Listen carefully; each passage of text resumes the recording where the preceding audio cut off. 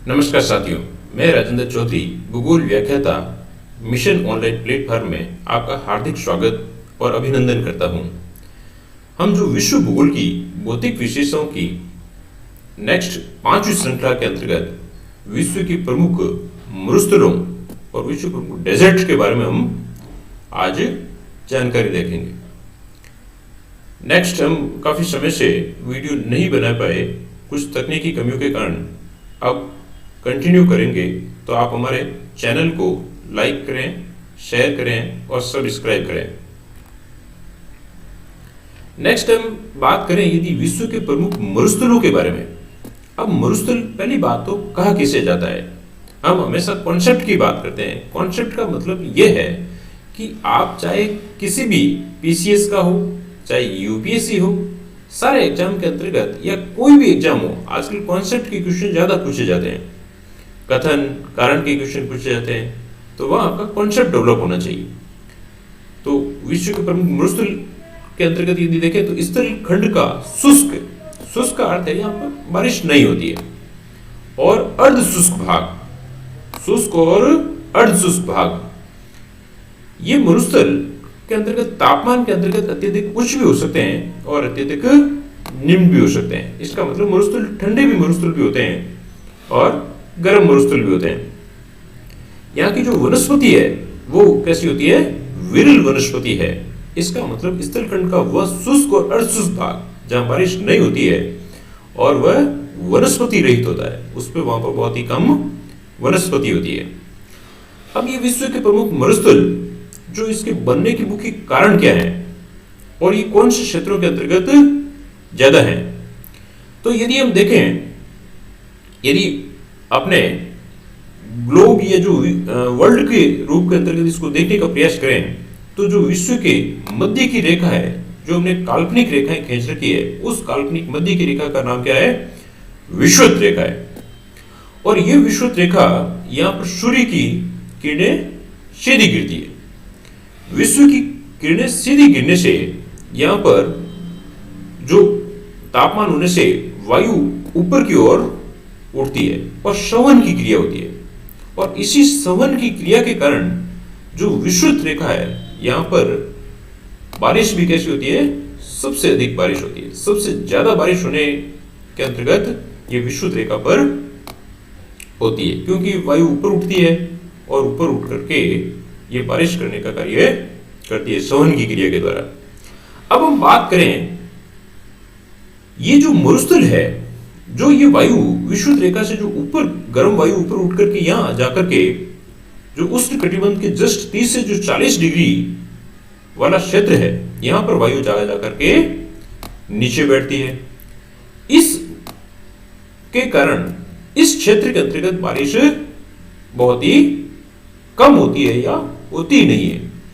तो ये इन्हीं क्षेत्रों के अंतर्गत जो उपोष्ण है, उच्च वायुदाब का क्षेत्र है, यहां पर वायुदाब भी कैसा होगा? वायु जब नीचे बैठेगी ठंडी होकर के, तो उच्च वायुदाब का क्षेत्र है।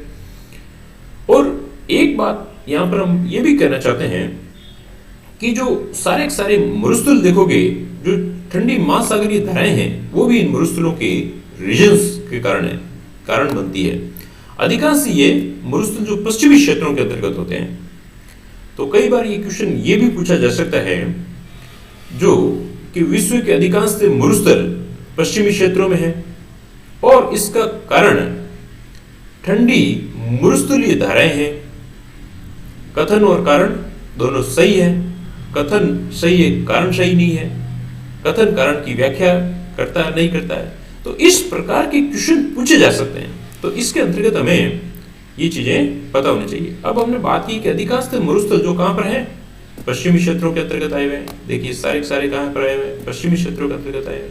75% मरुस्थल पश्चिमी क्षेत्रों के अंतर्गत है, और यहां पर ठंडी मरुस्थलीय धाराएं चलती है। तो अब इसके अंतर्गत यदि अपन देखने का प्रयास करें, एक तो कि जो ये यहां पर आप देखोगे, ये वाला थोड़ा सा हल्की सी ऊपर की ओर, यहां पर कौन सी रेखा आ रही है? विषुवत रेखा आ रही है। देखो विषुवत रेखा पर कोई भी मरुस्थल नहीं आ रहा है। इसका मुख्य रीजन ये है क्योंकि इस क्षेत्र के अंतर्गत बारिश अत्यधिक होती है, संवहन की क्रिया होती है, अब बात करें हम 23.5 पर जो यहाँ पर आ रही है कर्क रेखा, क्या आ रही है? कर्क रेखा, जो भारत के मध्य में शो करके गुजरती है। और जो इधर आप देखोगे साउथ के अंतर्गत ये आ रही है यहाँ पर मकर रेखा आ रही है, ये बिल्कुल ऑस्ट्रेलिया को भी छूते वाली, थोड़ी सी ऊपर नीचे बनी हुई है इसकी कशिश की वजह से। आप इसको मैप के अंतर्गत भी इन डायग्रामों को जरूर देखें। अब यदि देखोगे जो उपोष्ण वाला क्षेत्र है, सारे सारे देखो ये मरुस्थल ऐसा लगेगा जैसे उपोष्ण कटिबंध के अंतर्गत आते हैं, उपोष्ण कटिबंध के अंतर्गत आ रहे हैं, जो 30 से 40 डिग्री वाला क्षेत्र है उसी के अंतर्गत आते हैं।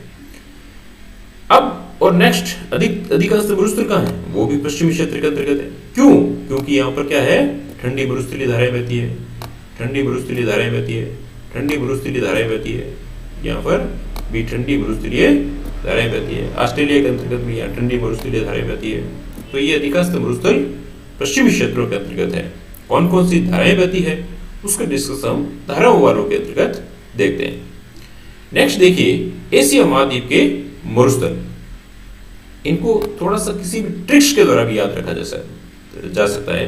जैसे गोबी मरुस्थल, गोबी मरुस्थल ये इधर ही आया हुआ मंगोलिया और चीन के अंतर्गत आया हुआ, शीतोष्ण क्षेत्र के अंतर्गत है, इसलिए ठंडा मरुस्थल भी है। तो गोबी और यहीं पर आया हुआ एक नीचे तकलामाकन आया हुआ है, तो अपन कह सकते हैं ये भी चाइना के अंतर्गत आया हुआ, मंगोलिया और चीन के अंतर्गत। तो जो चीन वाले टकले लोग हैं वो क्या खा रहे हैं? गोबी खाते हैं। तो दिमाग में सीधा अपने कॉन्सेप्ट आ जाएगा कि गोबी और तकलामाकन है वो चीन के अंतर्गत आए हुए हैं। नेक्स्ट देखिए ये आया हुआ अपने काराकोरम मरुस्थल, काराकोरम मरुस्थल है वो आया हुआ तुर्कमेनिया के अंतर्गत आया, यहीं पर एक तुर्कमेनिया आया हुआ है और तुर्कमेनिया के अंतर्गत आया हुआ है काराकोरम आया हुआ है।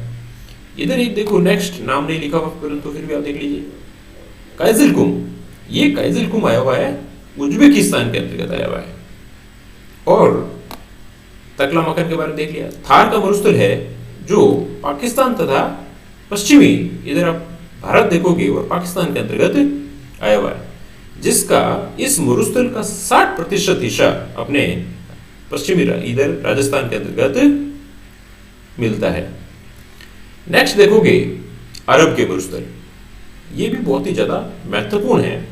और इन मरुस्थलों को यदि हम उत्तर से दक्षिण की ओर देखें तो ये जो सीरिया है, सीरिया के अंतर्गत आया हुआ है सीरियन मरुस्थल आया हुआ है।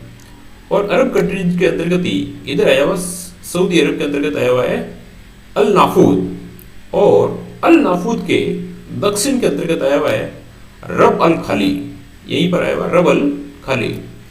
तो ये उत्तर से दक्षिण की ओर सीरियाई, अल नाफूद और रब अल खाली, ये 3 मरुस्थल यहां पर मिलते हैं। नेक्स्ट हम बात करें ईरान के प्रमुख मरुस्थल, तो ईरान के प्रमुख मरुस्थलों के अंतर्गत 2 मरुस्थल बहुत ही ज्यादा महत्वपूर्ण हैं, और ये जो पर्शियन की खाड़ी के इधर आया हुआ है ये ईरान आया हुआ है, ये सारा क्या आया हुआ है? ईरान आया हुआ है।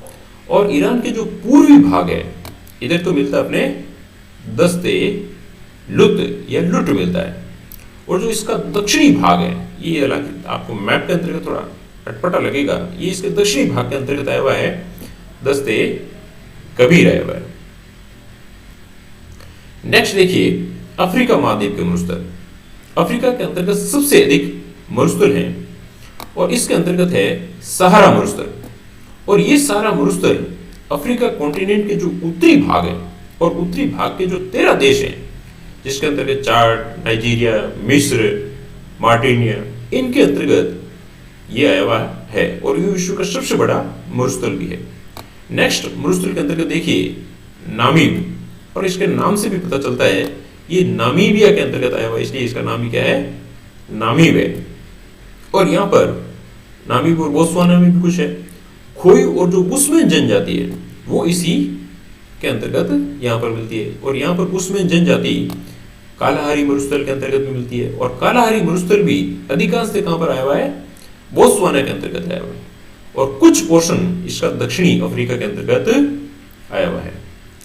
नेक्स्ट यदि अपन देखें ऑस्ट्रेलिया महाद्वीप के मरुस्थल के बारे में, और ये भी यहाँ पर एक ठंडी जलधारा बहती है, उसी की वजह से ये यहाँ पर जो पश्चिमी क्षेत्र के अंतर्गत मरुस्थल है। अब इसके अफ्रीका के अंतर्गत देखोगे और ये भी उत्तर से दक्षिण तक ग्रेट सैंडी, इधर आया हुआ है गिब्सन, और गिब्सन के इधर भी आया हुआ सिम्पसन भी आया हुआ है। गिब्सन, सिम्पसन, ग्रेट विक्टोरिया, यहाँ पर क्या आया हुआ है ग्रेट विक्टोरिया।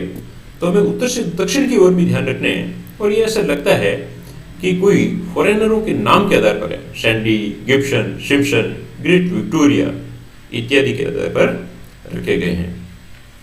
नेक्स्ट देखिए, जो अमेरिका के मरुस्थल है और अमेरिका महाद्वीप को भी यदि हम उत्तरी अमेरिका के महाद्वीप देखें, उत्तरी अमेरिका के महाद्वीपों के अंतर्गत यदि देखा जाए तो जो संयुक्त राज्य अमेरिका है, इसी संयुक्त राज्य अमेरिका के अंतर्गत इधर आया हुआ है सोनेरन, ये इधर आया, यहीं पर आया हुआ है सोनेरन आया हुआ है।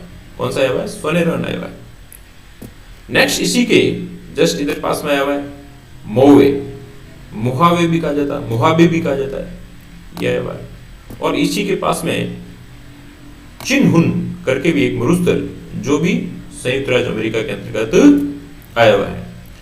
नेक्स्ट देखिए दक्षिणी अमेरिका के मरुस्थल, और दक्षिणी अमेरिका के अंतर्गत जो ब्राजील वाला हिस्सा है यहीं पर आया हुआ है, और चिली का भी हिस्सा है। डिस्ट्रिक्टो डे शिचुरत मरुस्थल आया हुआ है, और इधर चिली के अंतर्गत आया हुआ है आटाकामा मरुस्थल आया हुआ है। कौन सा मरुस्थल आया हुआ है आटाकामा मरुस्थल आया हुआ है। और इधर ये पेंटागोनिया मरुस्थल है, जो ये अपने यहाँ पर जो इसके साउथ अमेरिका के भी साउथ के अंतर्गत आया हुआ है, वो अपने अर्जेंटीना के अंतर्गत आया हुआ है।